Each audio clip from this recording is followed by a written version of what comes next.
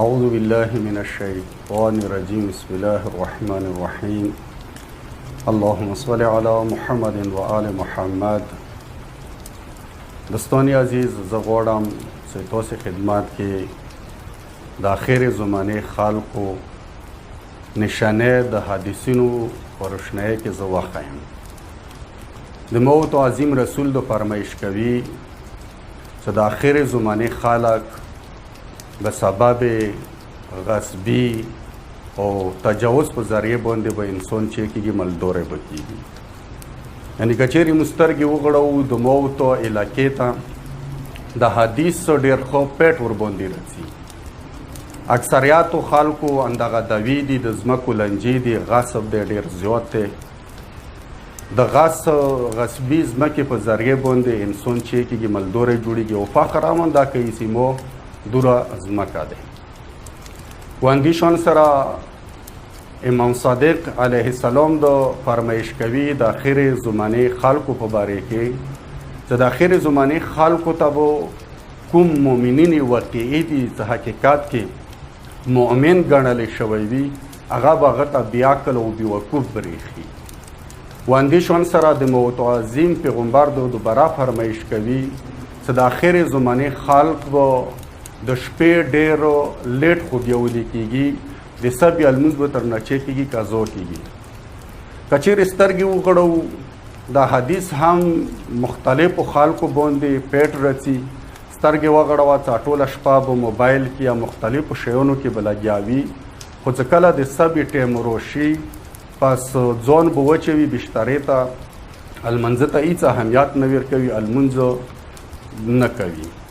واندیشان سره امام حسن عسکری علیه السلام د فرمایش کوي د آخر زمانه خلقو په باره کې چې هغه آخر زمانه خلقو ته چې کوم مؤمن عزت لري، ارزش لري، هغه مؤمن ارزش او قیمت به سیر ته وغورځوي. چې کوم یو کس ګناهګار دی، یعنې ګناه کوي، چې پروردګار عالم ته هم عزیز نه دی ګرځېدلی، د کس به عزت زیات وي.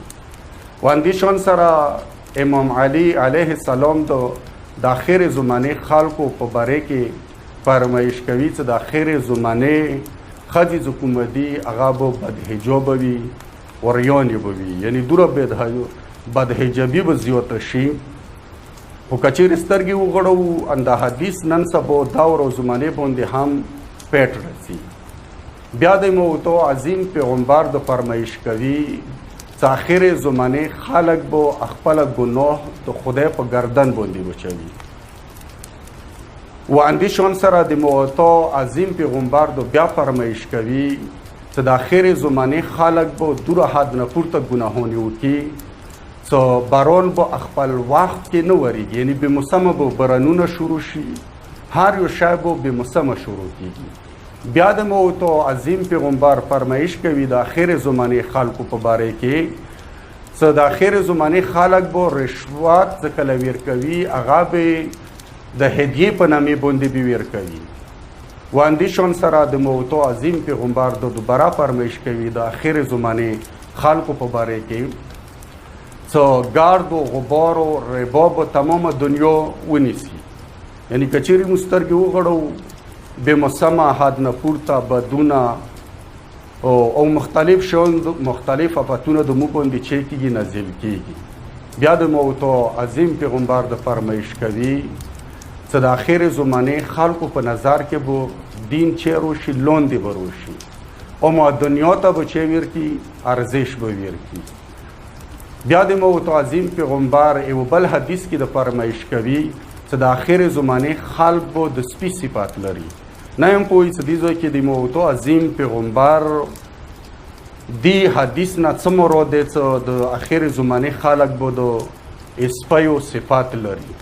مشخص دی او واضح دی، خو زه نه غواړم چې دې ځای کې توضیح ورکړم، خو یو بل حدیث ذکر کوم د امام صادق علیه السلام نه چې د آخر زمانه خلقو کې به دوره فتنه او فساد زیات شي. چې هر کله فتنه او فساد زیات شپلو مؤمنینو ته دا خبر ورکوي چې بیا تاسې د کوم سرزمین ته پناه یوسئ یا قرآن طرف ته رجوع کوئ، قرآن ته پناه یوسئ.